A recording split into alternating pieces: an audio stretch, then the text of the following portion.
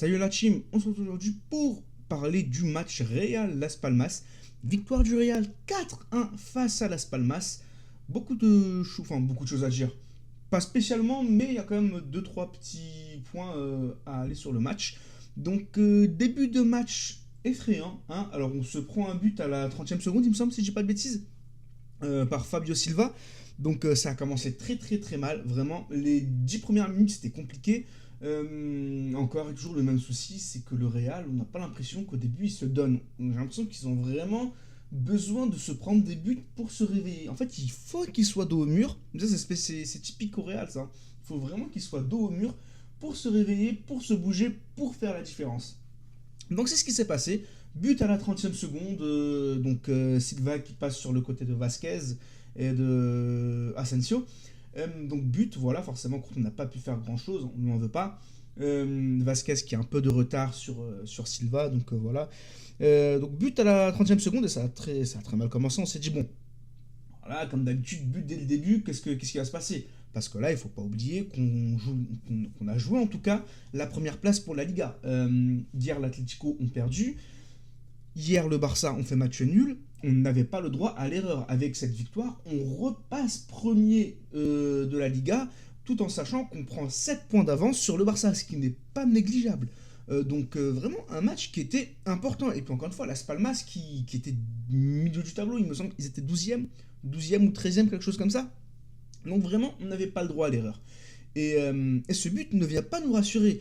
Mais c'est sans compter Rodrigo qui a fait un match exceptionnel. Vraiment un match de Rodrigo. C'est là où je me dis, mais ce joueur, il ne faut pas qu'on le perde. On ne peut pas le laisser partir à City, ce joueur. Il est trop important pour l'équipe. Il est trop important pour l'effectif. Il faut vraiment qu'Ancelotti arrive à trouver quelque chose pour que Rodrigo, Mbappé et Vinicius puissent jouer tous les trois ensemble.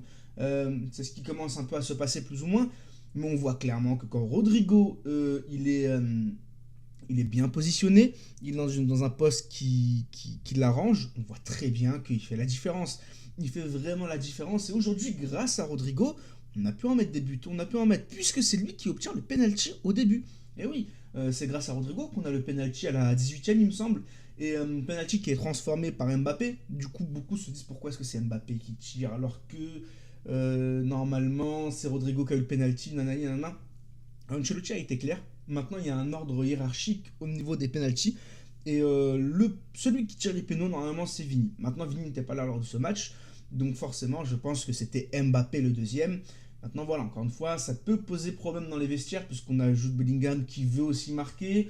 On a Rodrigo qui, lui, est mis de côté, alors qu'encore une fois, il mérite beaucoup plus. Donc, voilà, c'est assez compliqué. Maintenant, je pense qu'au-delà de ça, Rodrigo aurait quand même laissé le ballon à Mbappé, dans le sens où Mbappé a raté deux pénaltys. Enfin, ses deux derniers pénaltys ont été ratés. Donc là, il fallait vraiment qu'il prenne sa revanche. Vous voyez ce que je veux dire? Donc, il a tiré le penalty, contre-pied parfait, but 1-1. Donc, le match se relance à ce moment-là. Quelques temps après, Mbappé nous met un doublé. Vraiment, le match d'Mbappé a été très bon. Là, franchement, on est content parce qu'on revoit le Mbappé petit à petit l'époque où il était vraiment chaud. Et c'est une bonne chose, c'est une bonne chose. Et plus les matchs passent, plus il prend confiance. Là, on est sur 4, je dirais même 5 matchs où Mbappé, franchement, fait de bonnes performances, voire de très bonnes performances. Il ne faut pas avoir peur de le dire. Et vraiment, ça fait plaisir. Ça fait plaisir pour le joueur, ça fait du bien à l'équipe. Puisqu'encore une fois, c'est grâce à son deuxième but qu'on reprend l'avantage. Et à partir de là, on sentait le Real qui allait beaucoup mieux. C'était beaucoup plus serein. Et ils arrivent à garder la balle au pied. Et ça, c'est une bonne chose. Ceballos, très très très gros match de Ceballos, vraiment. Il a fait beaucoup de bien. En globalité, en généralité, l'équipe a été bonne. Mais justement, il a fallu encore une fois qu'on soit dos au mur pour justement commencer à être bon. Et ça, c'est assez embêtant. Mais enfin bref, on prend en compte la victoire. Donc voilà, quelques temps après, on a d'ailleurs Brahim Diaz qui met un but. Il me semble que Brahim Diaz met le deuxième but et c'est pas Mbappé, hein. Il me semble que c'est Brahim Diaz qui met le deuxième but. Brahim Diaz d'ailleurs qui s'excuse parce que, alors voilà, au début il a raté une très grosse occasion. Rodrigo qui fait la différence, qui fait une passe à Brahim Diaz et les cages sont vraiment. Bah, il n'y a personne au cage littéralement et il la met à côté. Donc ça c'était assez compliqué, hein. On aurait pu mettre le but du 1-1 dès le début. Ça n'a pas été fait. Maintenant, on n'en tient pas rigueur puisque voilà, Brahim Diaz a quand même fait son match et il a réussi à marquer un but. Donc voilà, et puis voilà, Mbappé qui met un triplé, mais bon, but annulé hors jeu. Il y a eu beaucoup d'hors-jeu dans ce match, hein. Il y a eu beaucoup d'hors-jeu. Je crois qu'on a eu 3 4 buts hors-jeu. On aurait pu finir le match 7-1, 8-1, franchement, hein. Mais beaucoup de hors-jeu. Mbappé hors-jeu, Bellingham hors-jeu, Valverde hors-jeu. Ah là, ça en fait quoi, des buts hors-jeu. Donc voilà, et bien sûr, le quatrième but signé Rodrigo. Donc ça fait plaisir. Ça fait plaisir qu'il plante son but. C'est une bonne chose.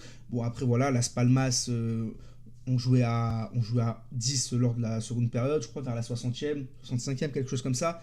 Benito Ramirez qui fait une faute sur Vasquez. Sur Vasquez, bon voilà, c'était pas volontaire. Maintenant, il y a eu carton rouge. Au début, c'était carton jaune, puis après, ça allait vérifier, puis il a mis carton rouge. Donc voilà. Mais n'empêche que, voilà, je pense, même à 11 contre 11, le match était plus ou moins plié, 4-1. On sentait qu'en fait, dès le deuxième but, ça avait mis un coup à Las Palmas et qu'ils étaient plus vraiment dans le match. Et le Real, justement, eux, c'était le contraire grâce au penalty obtenu et transformé par Mbappé. On a clairement senti l'équipe qui s'est réveillée. On a vu que l'équipe, ça y est, ils se donnaient à fond. Donc vraiment, ça fait plaisir.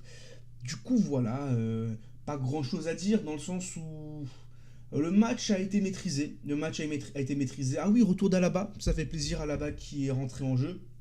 Donc ça c'est toujours cool. Ça faisait longtemps, ça faisait depuis 2023, fin 2023 qu'il n'avait pas retouché la pelouse. Donc voilà, le retour c'est une bonne chose. C'est une bonne chose. Et j'espère qu'il va retrouver son niveau parce qu'on en a besoin en défense. Vraiment, on en a vraiment besoin en défense et ça peut nous faire que du bien. Donc voilà.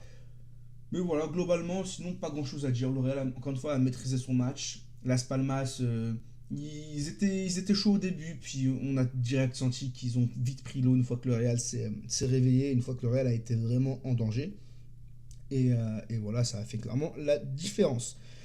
On reprend la tête de la Liga. Encore une fois, on a 7 points par rapport au Barça. Alors attendez si je dis pas de bêtises.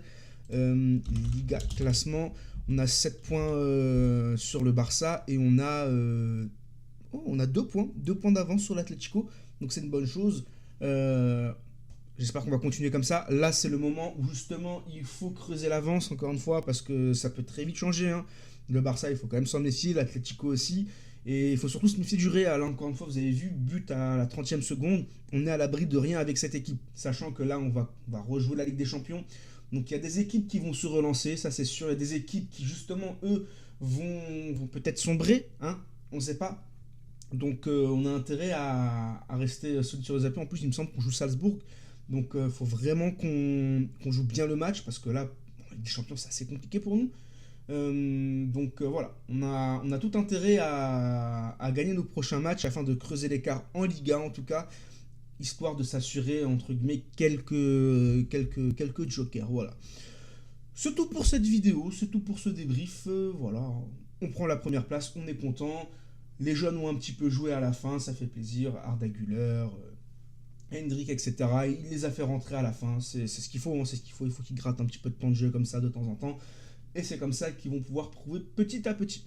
Dites-moi ce que vous avez pensé du match dans les commentaires. Et puis moi, on vous dit à la prochaine. D'ici là, portez-vous bien. Et bye bye.